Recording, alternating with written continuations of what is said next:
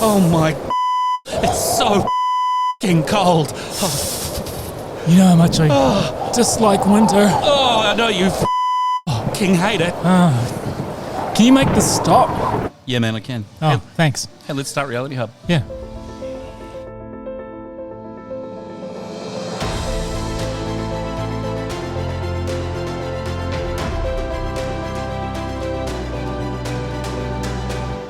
How was your coffee, mate?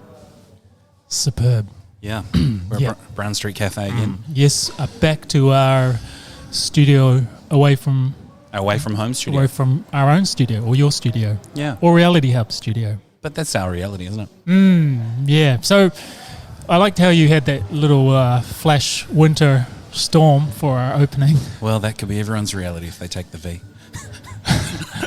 Oh, do tell more. No. I was talking, you know. But seasons aren't seasons interesting? Because there's not just the physical natural seasons, but I was actually thinking about this recently, that we go through seasons in our life, periods, whatever you want to call them, phases. Sure.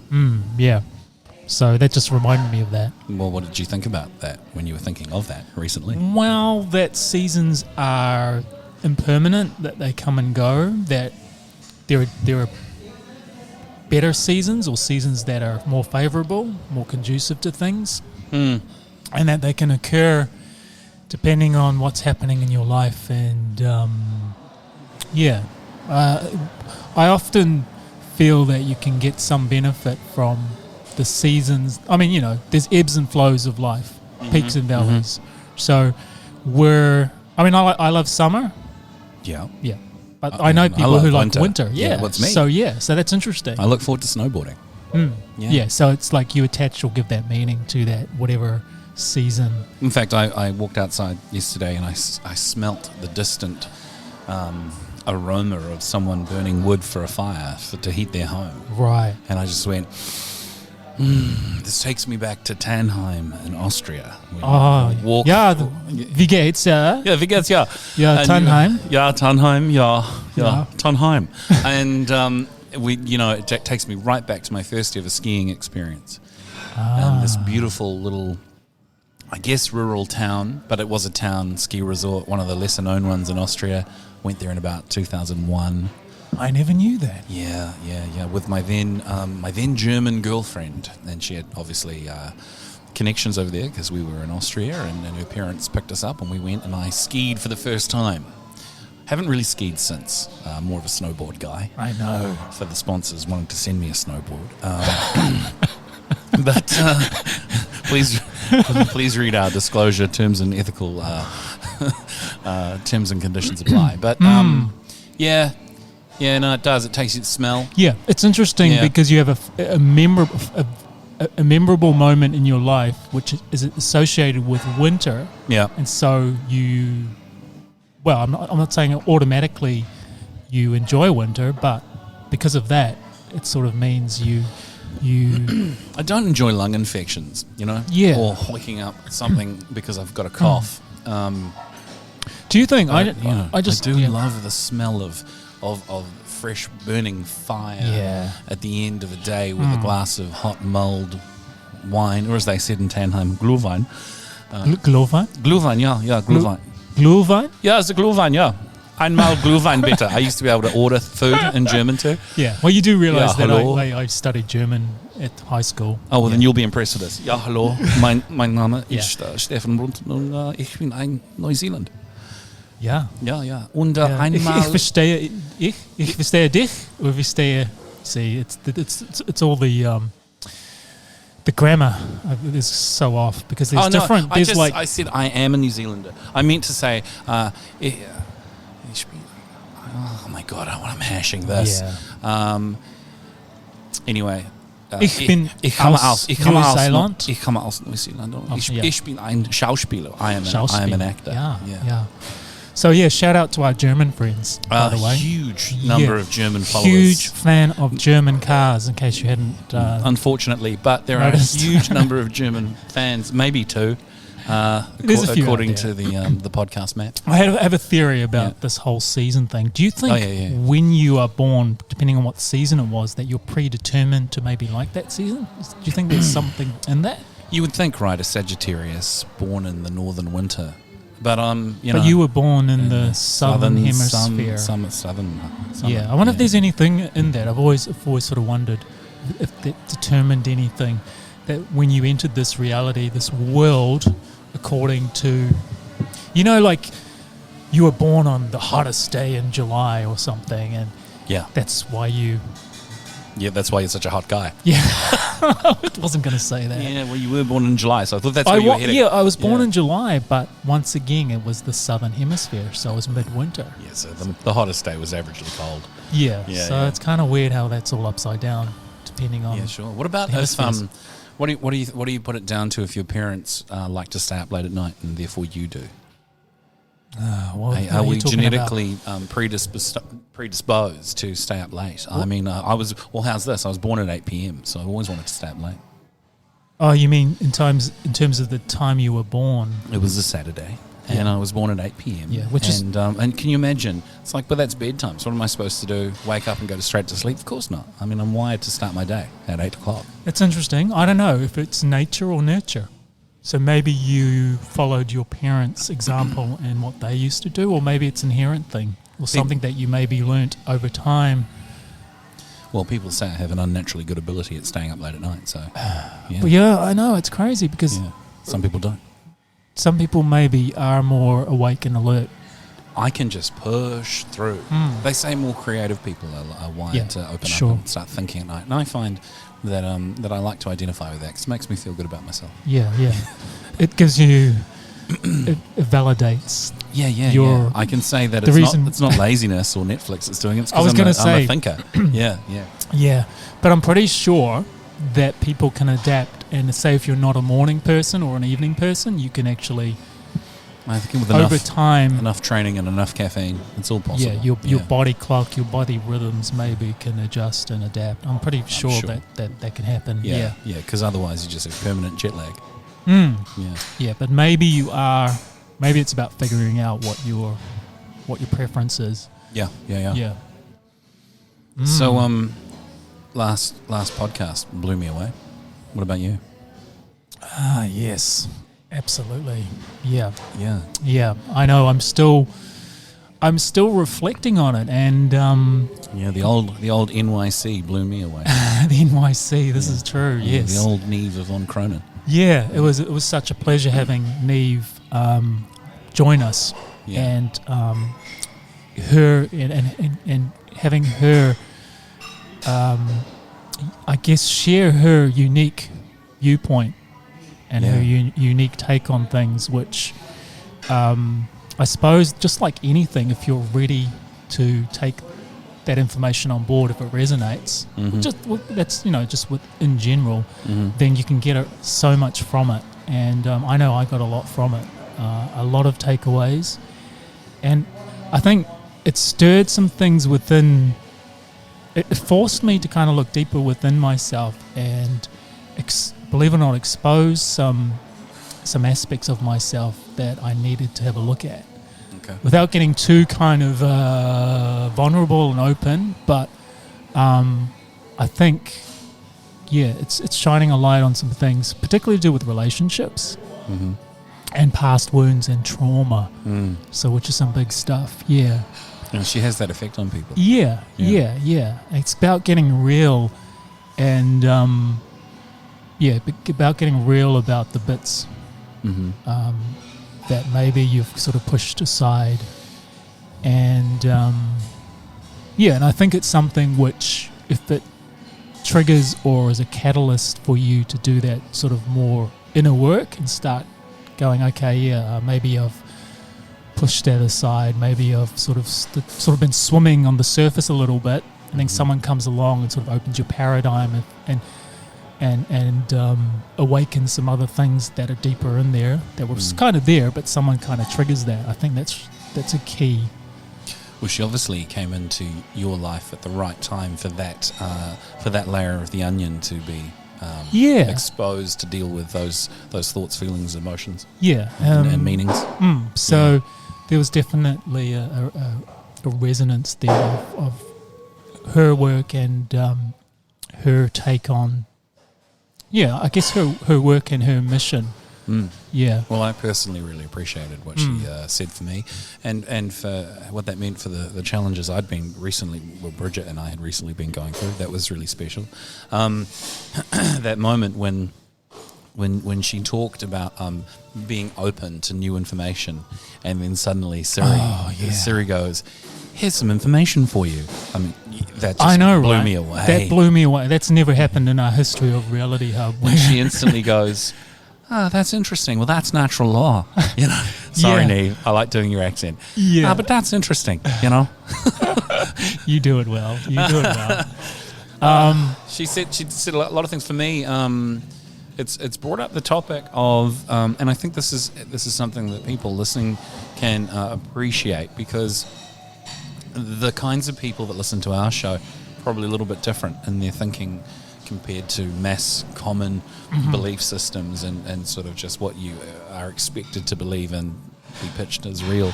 So I think one of the things that we go through as people that are a little bit outside of normal thinking processes is to feel a bit like an outcast, in terms of you're an outlier in your beliefs.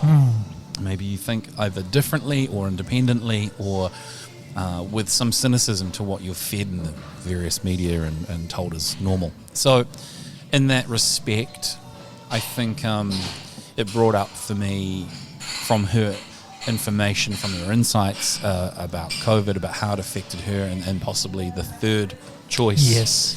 That more broadly speaking, what do you do when you are faced with being the only one who feels the way you do about life as it is right now?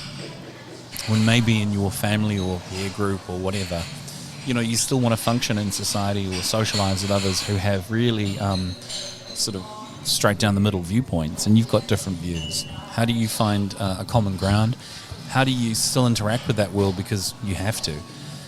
And moreover, how do you find the resilience to get on your own and achieve your goals and press ahead when it's just you?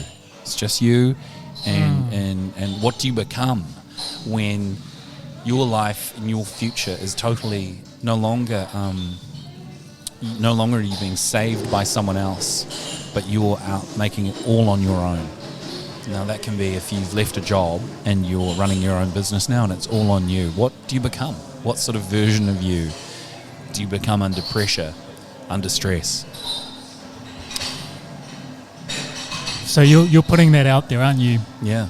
No, I just wanted to back up a little bit, because you touched on something which we were talking before we jumped on. And this is what Niamh brought up, which was really profound for me, was this whole third choice point, and this choice point for humanity that we are kind of facing. And if I can just sort of just do a little bit of a background on terms of how in this reality, it's a reality of contrasting expressions. Sure. So we're used to the left or the right. We're used to taking sides. Either it's this way or it's that way. You're either right or wrong. It's either black or white. It's either good or bad. So there's this dualistic binary nature in reality. And what happens is we get so caught up on one or the other. It's like you versus me. It's like, hey, the V is good. It's amazing. There's amazing scientific research and there's so many benefits. Or the V is bad. It's going to harm your body. What are the long-term effects, etc. So there's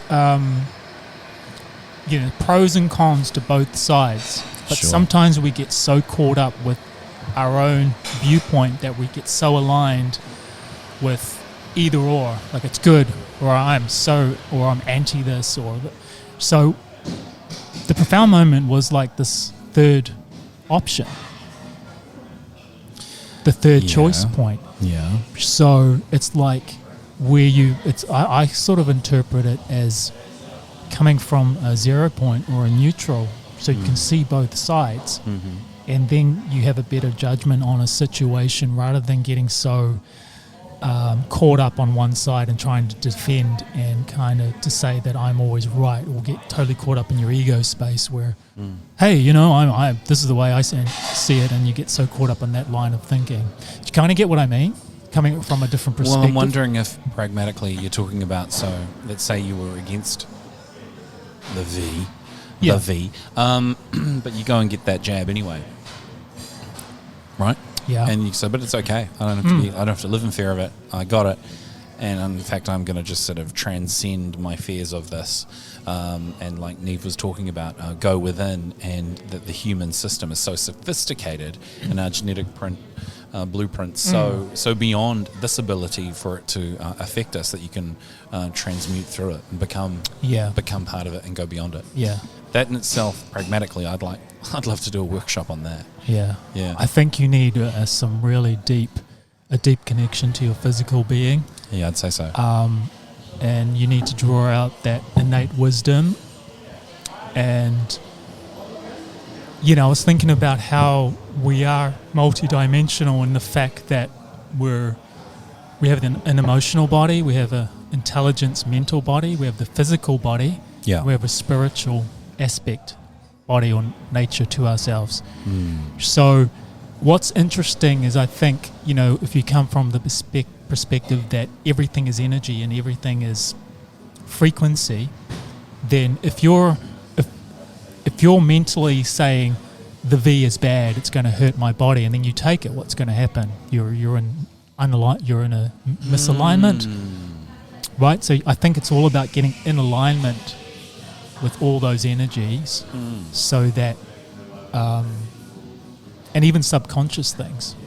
So you might say, "Oh yeah, no, it's fine," but subconsciously you're not fine with it. So that's just what occurred to me. So it's having everything in harmony and integrated. You just inadvertently, I think, if I can draw a long bow here, answered my question from before, which we just backed up with to do that bit. Because my question is, when you find yourself in a place of you rely on you, and there's fear around, it's now everything's on you. Like, let's say you're the solo mother all of a sudden, or you've lost your job, or you've lost a partner, or you feel like you're out there on your own for the first time. What does it take? What sort of grit and fortitude does it take to get through and still make it and not fall apart? Or you've fallen down the side of a cliff, and it just seems too surmountable to get beyond. What does it take and to stop us from giving up? I think that's an extreme example, but then there's life where people out there in this environment have lost jobs and they aren't prepared for it, versus where if you were prepared for it. So what does it take to get beyond? And where I think you've answered some of that, which I'm trying to give examples to, is the core of that message says, whatever it is that you're about to go through, if you're not in alignment with it, or if you're approaching it with fear, then that draws to you a series of other issues which will make that the worst case scenario become a reality. Whereas you can be aware of bad things happening, you can be aware that things could go badly, but if you really put your thoughts and belief into creating the outcome you want, then you come in at a different energy and frequency space to get through it better. Yeah. And that might just be, psychology 101. Yeah. But I think it's a really important thing to remember that, this too shall pass for times of challenge. Yeah. And that when you are faced with insurmountable obstacles, that actually all things are surmountable, really, in a lot of ways. Yeah. Wow. Okay. I mean, look, we all face challenges and struggles. We all get hit and blindsided by things. And there are so many things that are beyond our control, like where we don't see things coming and they sort of shake us, like your experience with miscarriage. Sure, Reality in life was going to play out one way, and then life went another way. Yeah. So that is an example of something which was beyond your control, and then you have to navigate through that and deal with that in your own processes and in your own time. So I think there's that level, but there's also the deeper levels of unhealed challenges or traumas and stuff, which came up for me while you were saying that, and which we all carry as well. Yeah.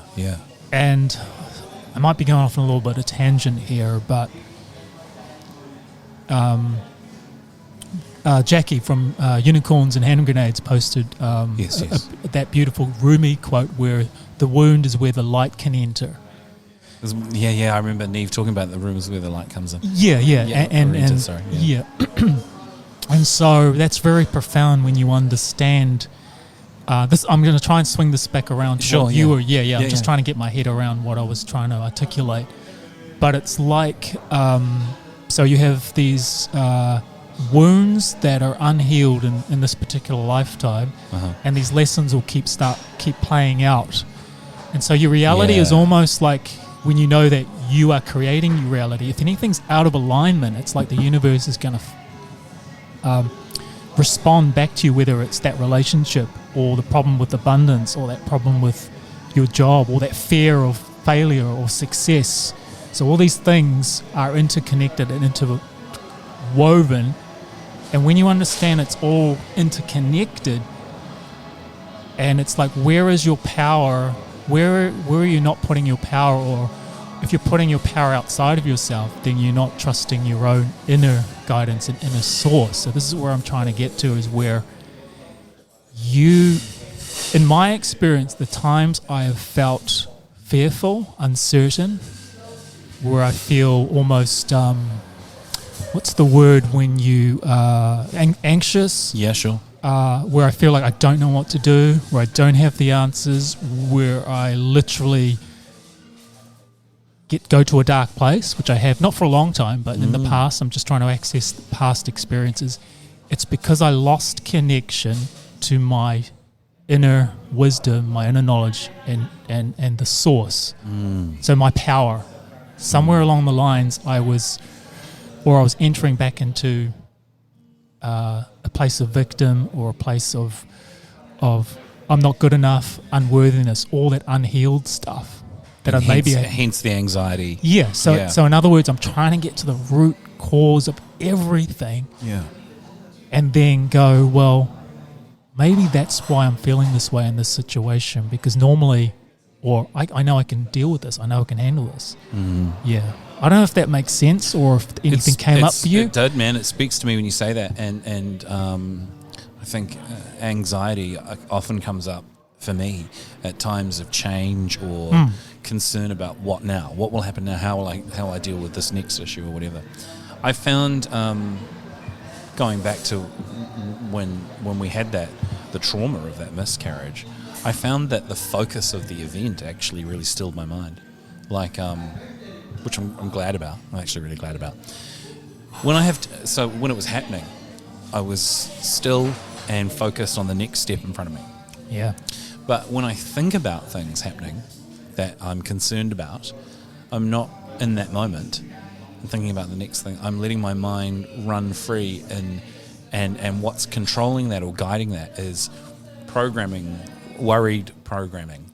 Programming that comes from before I was born, programming that comes from maybe something that's happened in childhood or from my parents' about survival, and when Niamh talked about opening up fears and wounds, like primal wounds and original wounds, well, one of those is the survival wound, isn't it? Absolutely. I know she mentioned that for this whole COVID corona crisis, that opens up a big opens up that primordial or primal wound of fear and survival, which I think is at the key of everything. I mean, there's lots of things that can bring that up, but something as big and as global on such a scale has a broader reach. So it's a collective consciousness thing as opposed to a personal experience. Yeah. Well, to answer my own question in terms of when you're faced with those feelings and concerns, living, I think, in the moment to put one step in front of the other and to take action and to make plans and actions that actually lead towards a desirable outcome Yeah. is all you can do and all you should do, and then stay positive in that framework, because letting fear get the best of your thoughts and emotions doesn't serve you, and not taking action doesn't serve you. So really it's take action and stay calm. Keep calm and carry on in some regards. And I know that's easier said than done. And one of the biggest things I learnt in any kind of situation where I'm feeling anxious or I'm scared about the future or I don't know what's coming up is I just take the next best step, even if I don't know what it is. And you do all that you can do. Yeah. Because I think what happens is you start fearing the future and you start creating all these stories of how you fear the worst, basically. Sure. Your mind is incredible at just conjuring up and assuming that this can happen and that will happen or that won't happen and what if this happens? And then I'll swing this back around as trusting your inner being and source is that you don't know how the universe is conspiring to align you or to put you in the right places. The amount of times and I've played around with this where I've sort of time traveled back to my past self, and I've imagined my past self. I'll think of a situation where I was scared and I didn't know what was going to happen. I was fearful. I would imagine my future self coming to that aspect of myself. Gotcha. So say something like in 2015 I was going through something, and I would imagine going back there and my future self telling my 2015 self everything's going to be okay. You're being looked after. You won't believe what's around the corner. I was just filling my consciousness with such powerful emotions and words, because that's actually what happened. My 2015 went into a whole different dimension. Sure. And things worked out, but you couldn't see that ahead of time. It's like you can't connect the dots ahead of time. But when you look back, you go, well, it actually worked out. But the fear is in the unknown, and I can't control this. So that's a little trick I play. So it's a good trick. Imagine you're in a situation right now where you do not know. You could be in a really crappy place for whatever reason. Ask your future self to visit you and to guide you, because your future self. And if you believe in timelines, and timelines can switch, can change, so that's the whole point. And that's what I try and do more and more, is I'll ask my future self to help me and guide me. Oh, I like that. And you can use past experiences where you did get through and navigated whatever as a reference point and as an example. I mean, I'm sure you've had plenty of experiences in your past where you actually got through that. So, well, there's your evidence. Absolutely. Yeah. Oh, that's a nice technique. It's a good one to take away from that. All right, so let's change gear. Something else I wanted to bring up today. Have you noticed? I believe that First Nations peoples from around the world are really connected to the, not only to Earth, but I believe they're really connected to their innate sense of spirituality. And I'd go as far as to say that's beyond practices and rituals and so forth, but really more into the realm of inner knowing, intuition, spiritual connection, and aspects of their own, I suppose the word I'm looking for is aspects of their own psychic nature, their ability to see into themselves, others, the future. They're just their real connection with what is part of the universal field of energy. And First Nations people are also the same people that have had have had the brunt of abuse insofar as loss of land in terms of historical events that have taken place, or being severed from their culture and their way of life. And one of the things I'm seeing coming up is in the news media is this caring concern for people in lower socioeconomic groups to make sure that they get the V first. But what concerns me about that is what if if it's a way of severing people from their innate genetic spirituality, because we know that this mRNA jab has an influence on the way your body expresses the production of proteins. So what if it changes and affects that? And I can't help but wonder if the focus around the world on getting this jab out to as many First Nations people as possible as quickly as you can, and I'm talking about in first world countries too.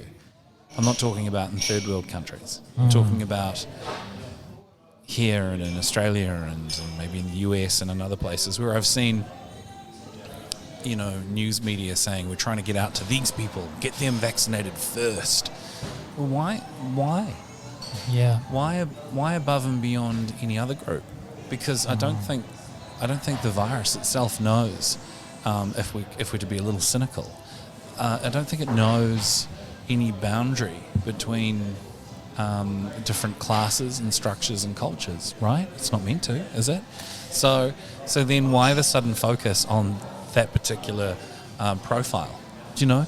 So I become suspicious, and I wonder, given my respect that I hope is evident in how I've described First Nations people as connected, given my respect for that,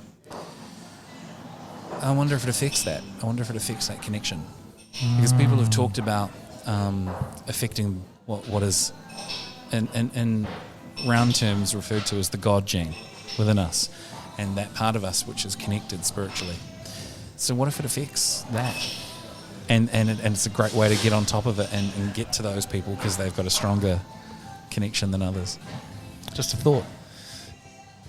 Well, folks, I hope you are. I hope your mind is filled with curiosity, and you are contemplating what Steve has just said, because I was doing that. I was just contemplating that angle, and that is and thanks for sharing that. Thanks for sharing that perspective on things, because I like to feel that here at RealityHub we can help stimulate your thinking and to question things. That was one of our prime sort of motivators, was just to talk about things that are sensitive, things that are to do with our reality, and to question your reality and do your own research and to look into it. And what came up for me was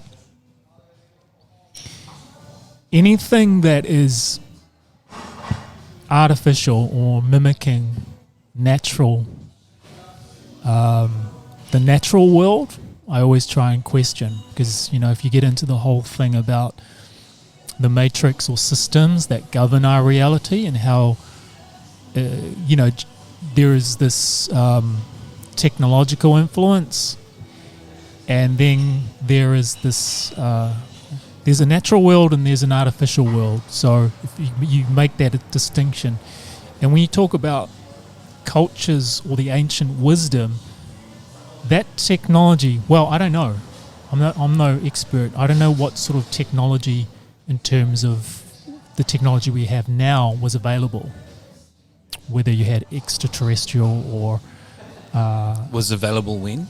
Well, in ancient cultures and civilizations thousands of years ago, right? Sure. We're talking about things like the pyramids of Egypt, and but what I do feel, you have to go beyond common thinking here. When you ask who's that to question. say? Yeah. And I think what also came up for me was this kind of, arrogance that people believe that the science now and the technology now is far more advanced than ancient civilizations and cultures. Right? It's looked down upon. Yeah. So if you've got ancient cultures who still practice their rituals, whatever they may be, sometimes it can. There's this sort of arrogance towards, well, that's just woo-woo stuff, and what does that mean? It gets dismissed. So, but I do believe that the ancient wisdom is there, the ancient knowledge is there, but I guess it's just been lost unless it's been carried through generations. but there are carriers. I'm sure there are people out there that carry that ancient wisdom and are still sharing that, and you can get access to it. But I'm pretty sure they were more connected to our planet and to our solar system and to the universe, to the stars. They had just a whole different connection to say what modern man has, because we're more connected to devices and we're more connected to the systems that are in place now. And so maybe that aspect of our own being has been lost or suppressed. I'd say so. Yeah. Yeah. But it's interesting that you bring up your take on how the V will perhaps will... Because and in case you're wondering how I come to this line of thinking, I only have to see things in the news about what they're doing and just take the opposing viewpoint on the reason why. Yeah. When they say, we want to do this because, and the reason why is these are vulnerable groups, then I take the opposing reason, which might be, maybe the truth is we want to do this because these are powerful groups and we need to get to them first as part of our strategy. Is this the part of the almost the grand splitting in terms of, well, mankind consciousness is being directed in one way towards a artificial technological future, or the people that are starting to really wake up to their true nature and reality and to their own sovereignty. That's the split. There's a choice point there on where you're going to head. And that, as you so rightly say, because when you start connecting to your truth, there is a inherent power, and they don't want us to encounter that. Yeah. Feel to reconnect with that. And feel into it and reconnect with it. Indeed. I think we're very lucky that New Zealand has a treaty with Māori people, because that means that everything that happens here, every law that takes place, has to have a consideration into that treaty, into the effect that it has on those people, and in fact the side benefit to many stock bog standard Kiwis is that we have that consideration happening by a group of people who are actually making superbly good decisions about preventing some shitty things happening, where Maori groups are standing up for protection of the land and for prevention of absolute profit and the profit-making activities in terms of abuse of the land and in terms of decisions that are being made on policies towards how we treat people. I think we're really lucky because without some of the objections that they've made, we could have gone down some dark alleys in New Zealand in terms of putting buildings on land that shouldn't be built upon, in terms of health decisions and sovereignty and freedoms. Yeah. Yeah. I know you mentioned that in a brief phone chat we had this week. Yeah. And that opened my eyes, because I never really took the time to view it that way. You're right. You sort of forget the history of your own land. Yeah. And how the land was, I suppose, founded in terms of the history of... Well, just the history in general, yeah. We talk about, or you and I are at least familiar with, the important law concept of consent. Yeah. And we don't just mean LAW law, but LORE law, the natural law, which where consent and contracts are really important. And effectively, that contract, which is the treaty, the New Zealand Treaty of Waitangi, that means that Māori have said, okay, we will allow your involvement in this land, and the trade-off is we will be considered in decision-making, but we will accept your rule of law, your day-to-day rule of LAW. Well, that means they still have a stake in the way things are done, and thank goodness for that, because now there's a group that can actually give independent thought to what is right and what is wrong. So it's like... even down to health policy. To be a complete... to put in simple terms, it's a founding document, or an agreement between two parties that was founded at a particular time, with a certain with certain clauses or certain agreements which can be open to dispute or open to negotiation or open to dialogue. Is that correct? Because I'm just... Well, all of that happens with any agreement, right? And there may be negotiation, but I don't mean so much as that aspect of it, which is perhaps the day-to-day workings of figuring things out. Right. But I mean more so the aspect of consent being not just a part of contract law, but of universal law. Right. And where if we give our consent over and give away our power, and if we leak power in ways that we're perhaps unconscious of, like Niamh was talking about, in ways that it presents aspects and avenues and shows to us where we leak power in our lives. Yeah. And I'm talking about how she described her experience of the virus and suffering from it. But with regards to consent in our country, as in any other, because of universal natural law saying consent is an important part of whether you can get away with something or not, we're really lucky to have that first and forefront in our minds, because the treaty often has to give a clause for, an allowance for, a process for consent to have occurred, where Maori have to consent and agree that certain things can be done in regards to things on the land or things to people. Yeah. Well, thank goodness for that, because they're really at the forefront of defending consent for all people in this country as a result of that. Right. And I'm grateful for that. Okay, I'm following you now. Yeah. I'm following you. I was just thinking how much of the sort of modern, I guess, systems that are here governing our country would consider, though, your take on universal law. Well, they might not openly consider it. Yeah, but but we believe, or at least I can speak for myself, Yeah. and I think you believe, that natural law is underpinning all of this existence. Oh, yeah. And sure, I knew you would. Yeah. And so therefore, natural law, LORE, has to have the allowance of consent to have taken place in regards to all things to do with your health and your body and interaction with others and agreements on this, that, or the other thing. Yeah. So It's when if you give over your energy to something, you've given consent to Sure. it, to do something to you. Yeah. And in some regards, that's what is happening with this jab, because you've given consent for it to be put into your body. That's why that's the last component of freedom, is that you still have to give consent for something to happen to you. And if that's ever taken away in the law LAW, that's a huge, huge breach. Yeah. Wow. I think you touched on something pretty important there. Yeah. Yeah. That I think maybe people don't consider. Yeah. Or haven't considered. It's got me definitely thinking about it. I'm just sitting with that. Well, I always knew that today's episode would be a quick one, because we didn't have that much time here at Browne Street.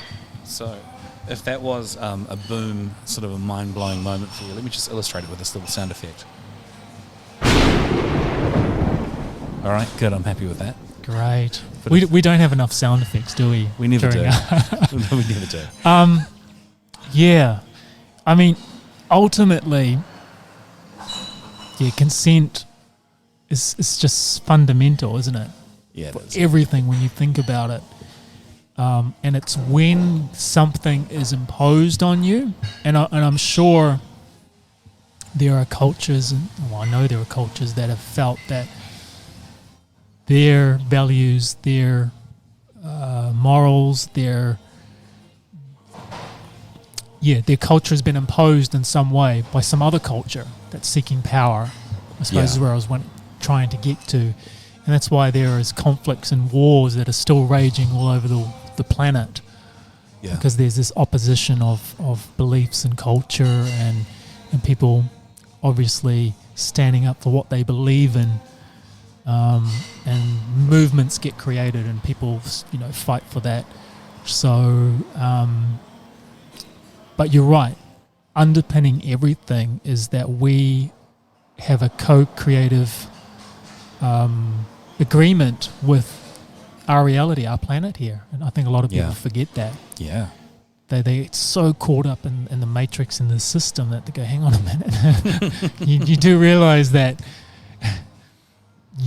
when you realize you are a fractal of this entire universe being expressed out here, then and that's something I wanted to bring up as well, is the fractal nature and of us, and exploring that. If you've never explored that concept before, then it's going to take you on an inward journey to realizing that everything is interconnected. That's what I wanted to get to. Okay. Interconnectedness. Yeah. Which is just, and I know we've talked about that, the fractal nature of our being. Yeah. Yeah. There's a lot more to explore there. Oh, yeah. It's a huge topic. Yeah, absolutely. It takes at least 5 hours to get to to skim the surface of it. Sure. Well, I'm looking at the time. I think we're going to have to wrap up. And thanks for this quick podcast today, Rob. I really appreciate it. Yeah, appreciate it. As always, we didn't have a fixed sort of topic or conversational pieces, but we hope that what we've shared in this short podcast has, just helped to open your mind and stimulate a bit more deeper thinking and questioning your reality, of course. Yeah. Yeah. Until the next episode, be well.